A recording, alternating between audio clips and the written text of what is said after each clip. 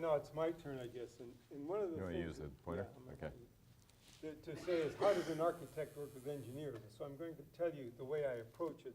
And I tried to find a method to explain aesthetics to engineers. And what I've done is I've used the essence in classical design, the golden section, the golden rectangle, the golden means in general, and then the rule of thirds. And so in these bridges, and I also look at the context, we try to regionalize the bridge so that the bridge that comes out of your region, and there's metaphors around you that are man-made and also natural ones, like you have Mount Hood and for Tilikum Bridge, which is really important in the design of that bridge. So this is a Bay Bridge. I've been on it 18 years, and David Goodyear has a good idea what it's all about, I think, because he was on it for a while too. But anyhow, in general, I'll point here that this is the Golden Gate Bridge, this is the west band of the Bay Bridge, and this is the new one we've just done. And it's been open about a year now. But this is a convex form, and this is a concave form. So the idea is to work with the context. And it's a necklace of bridges that go around the bay. And so it's been really important, I think, that people understand that when you design bridges, and that's where we're working with these two engineers, they're top two in the United States probably, that when in this, you come with aesthetics that have some kind of mathematical background, then it's easier to translate that into the aesthetics. And so that's what I do. And so I'll just get the next one here. Is that the next one? Mm-hmm. Yeah. And this is the Bay Bridge. I've been on this one, like I mentioned, for 18 years now. And here you have a lot of things that are on your bridge, even though you don't recognize. I use the rule of thirds, and this is a third of the tower height. And you have the same thing on the Tilikum Bridge. The idea is this is the largest self-anchoring single-towered bridge in the world. And it's quite an expensive bridge, and because of the design, it's probably more expensive than it should be. It's the first bridge that has LEDs on it. A lot of extensive work was done to change the original lighting of the design to go to LEDs, and it's the same thing in your bridge. So it gives you an idea of the idea. Also, this is a third of the tower, this massing of link beams at the top. There's a lot of innovation in it, and David knows a fair amount about it, I think, David Goodyear, and because he's been working in this area as well. But they're for earthquakes, so this tower can move in all directions, basically, and these link beams are like fuses in a chain. They're weaker steel, and when these towers moves, and these things will survive. The tower will survive, will still be usable, but these elements in the part that are link beams, there's elements on there that are like false facades, redundant parts. The link beam is much smaller than what's up there right now. In here, and this is a casing that goes around it because in proportion to the tower, they had to be bigger, otherwise they look quite insignificant. And this is an illustration I use when I write books sometimes, and what it does, it shows you the Golden Gate Bridge has this rule of thirds going on. The Bay Bridge is cut in half, and that's the bridge that is on the other side of San Francisco, and it goes into Oakland, but it's never been considered a real icon for the city, except the New Eastern Span is developing in that. But anyhow, it's really important just to see this idea. And so the thing is here is we try to use this rule of thirds in just about everything we do. It's either at the top, it's like when somebody takes a photograph, a layman, they put the horizontal line in the middle of the picture. In general, as if a professional, usually put it top or bottom in the third part. So it's to bring that in from art into bridges, and the engineers understand this kind of thinking. So this is the golden triangle. If you study Renaissance architecture, you'll find that this is really big on trying to find a way to define beauty. So I quite often use these this is the triangle I talk about, but the pentagon is important, and that's a thing that I used in the Bay Bridge and the tower legs and all the poles I'll show you in a minute. It's also, we've got a pentagon, a modified pentagon on your bridge here, the Tilikum Bridge, and so that's sort of where that comes from. And this is how you can see how we modified the top of the tower, the pole itself, and it tapers up. So when you look at a bridge or a tower, if you have two parallel lines going up, and because your eye is convex, it spreads them out, so it's an illusion. So the idea is you tilt them inward, and your bridge is that way. And this tower is the same way. It's bigger at the bottom and tapers to the top. So, and this shows you how we use this rule of thirds. This is a third of the height of this member. This is a third. Then when we put the lights up on here, we start out further back on the viaduct. We start with 3 lights, 4 lights, 5 lights, 6 lights, 7 lights.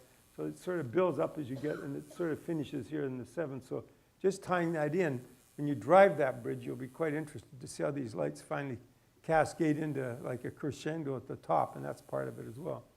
in using this pentagon, it picks up the light. It makes the tower look thinner because if you use a square or a circle, the surface are such that they pick up the light in a different way. But this breaks down the light so it looks slender and it's sort of light on the horizon. Here you can see how we use pentagons on the pier legs. The actual structural part inside there is actually a circle. And so just by doing this, we could pick it up. We have it on these elements, the signage, we have it on the legs, and then you'll see. Oops, that's not the one. I'm sorry, I'm going to go back real quick. Here, these are all pentagons as well. So it's all pentagons. And on your bridge, we use a chevron to tie it all together. If you know where to look, you can see all the different details and how they work. And this just shows you, like I mentioned, just showing how we carry the dine. Now this is real quick on this one. Okay, this is the last one. It's a competition I went in Dubai. There was a chance we could really explore. You know, we could, let's say, go pretty far out, and so we did. And this is the context of this after studying some of the culture in that area. They have peregrine falcons, which I took that bird and I used that as the bridge symbol and the bridge form. So you can see if you remember the way the wings work out, the cables come down. And so that's another example. And this is how it looks in the model. Hasn't been built yet, but this is when architects are allowed to really go pretty far out with these guys. And then we get to do this sort of thing. And they got to work it out how to get it done. And this is another shot of that same bridge. So, and then this is the. So I always have the sense that you know, in the old saw with the with a band, it's like the drummer refers to the singer as just the singer, and the singer refers to the drummer as just the drummer. That tension exists between engineers and architects. So maybe as we move to the next phase of looking at some bridges that these guys really admire around the world, we could talk about that tension between architecture and engineering. So the first one is an old bridge that I believe it was David pulled out. Yes. Yeah, this is Salgina Tobel and Robert Mayar's bridge, his signature piece in Switzerland, in the southeastern Switzerland. That I've always been a fan of and a student of Robert Mayar back in my school days, which is a very long time ago, but this bridge is even older than I am. But it's just the most elegant, the scenery doesn't hurt, but it's just the most elegant construct, and what I appreciate about Mayar is there's an evolution to his bridges, and this is actually in the middle of that evolution, but he was a brilliant engineer who just tried things. When you were in the turn of last century, when you were in southeastern Switzerland, nobody bothered you, and he built some bridges where the floods took them out. They're not all there, but he learned with every one, and there's a story that I don't have time to tell about how he arrived at the form, but it was all logical deduction. It was not architecture per se, although it's certainly one of the most heralded bridges in the world. So it's one I appreciate. And actually, if you saw the picture of the false work of how it was built from the valley floor, it's even more impressive. But.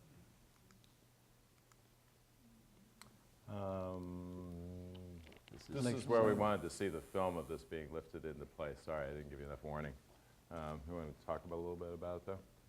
So you think you can pull the Yeah, the we've film? got it all queued up, yeah. Okay. We had a little slide mishap. This is a Lake Champlain Bridge. It's between New York State and the state of Vermont. It was completed in 2011. I believe it's one of the most graceful arches ever built. It's so-called network tied arch bridge. And besides being very beautiful, this bridge is also very functional. It's a functioning beauty. When you look at the articulation of it, the arch is supported on the V piers. They're massive piers, very stiff and very strong. And they needed to be this way because the arch was fabricated and assembled in a port nearby, right there on the lake, and then brought by barge to the site, and then lifted off those V piers by strand jacks. So that you see this operation right now in a movie that Randy kindly pulled up. So I I selected this bridge because I believe that it's one of the best examples of bridge having both the structure and architecture being a functional beauty, if you will.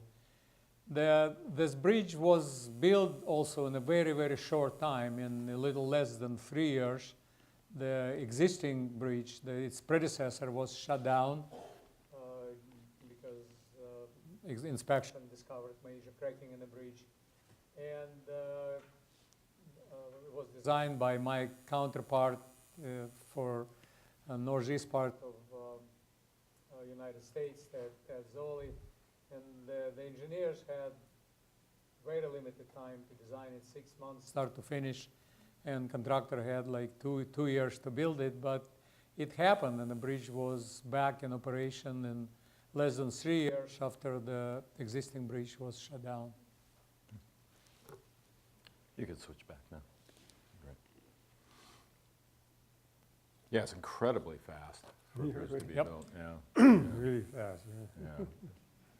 The last one was going these fellows are going to talk about. We'll go to where it is being lifted. Is the Millau Viaduct in between France and Spain. And I think all three of you actually picked this up. It's entirely in France. It's entirely in France. I thought. Yeah, It's it's It's in the sorry, Millau sorry. Valley. Yeah, all three of us actually pick it up. Yeah. Yeah. So who wants to go first? Donald, you haven't. Okay, Or Donald can know, he I'll found the take it. picture. Yeah, just, okay. No, we can hear the architect's yeah, perspective no, on the engineers. here's a good example. Like your bridge, the Tilikum Bridge, has fog. You know, in other words, it's got a lot of things going on it, and this sort of picks it up as well. But on this thing, what's really interesting to me is that a lot of the things I talk about, you know, with engineers and the aesthetics, is in this bridge, and that's why I picked it. And the next slide, if you go to the next one, what's really important in this slide is that the tower on top of the bridge and the pier below it, you'll notice how they're tied together. A lot of cable-stayed bridge, you'll find the tower is thin on the top and there's a big fat underside to it. So this was really beautifully done. It sort of follows this rule of thirds, a third from the top and 2/3 from the bottom. It's a valley that's varied in height, but this one really has it's simple, elegant, and it's in actually the railings on it are horizontal as well, like yours. So there's a lot of lessons to be learned in this bridge. And I mean, David can of course fill you in on the engineering, but in general, it's the tallest. I think they're the tallest piers on a bridge in the world. Yeah. So, but it follows some of these things I talk about, and so it's important in that, and it's relatively new. But again, the cable-stayed bridge was designed, I think, in Germany after World War II, and then it became more prevalent. So that's why you're seeing it everywhere. It works well at that span. So. Yeah, this bridge was actually built in what's called incremental launching. They built the piers and they assembled the bridge on the rim of the valley and pushed it across with these towers, and it was pretty dramatic. I was there right before it was finished. There was a conference there, FIB conference, and it was a bit comical. There were two other Americans getting off the bus that I did not know. And the two we were looking up the valley, and one turned, said to the other one, in America, they'd run the bulldozer from there, down the side, and across the bottom, and back up the other side, and we wouldn't have a bridge. But it was done in a competition. The old creator of the concept, Norman Foster, was the architect, but the creator of the of the concept was engineer, professor/engineer Michel Verdegeau. And my friend from Fresnay did the towers and the stay cables. But another French engineer, Jean Muller, at the twilight of his career, his proposal for this bridge was a 1,000-meter long arch all the way. And to put it in context, the arch at Hoover Dam, which is the 4th largest one in the world, is about 400 meters. So it was an absolutely enormous arch. And it was also spectacular, but this one won the day in the competition. Simone, anything to add? I think it is what I would add. I think it put many contractors in the United States to shame, because this bridge was built for $550 million. I know, it's euros. incredibly inexpensive. And I would say that would not be possible in the United States. Well, it was built for 550 million euros, but it's also a concession bridge. And at that same conference, I was talking to one of the principals of the concessionaire, and I said, in America, I'm not sure we'd make money on this concession. Do you make money? And his eyes twinkled, and he said, we'll pay for this bridge in August. Wow. Because if you've ever been to France, in August, everybody from Paris goes to the Mediterranean. This is on the way down the Mediterranean. Yeah. There's really only 3 roads, and the toll is, I think, autos, I think it was like €8, and the trucks are 20-some euro. And while this picture has people on it, they have that many cars on it in August. So he was not worried about making money.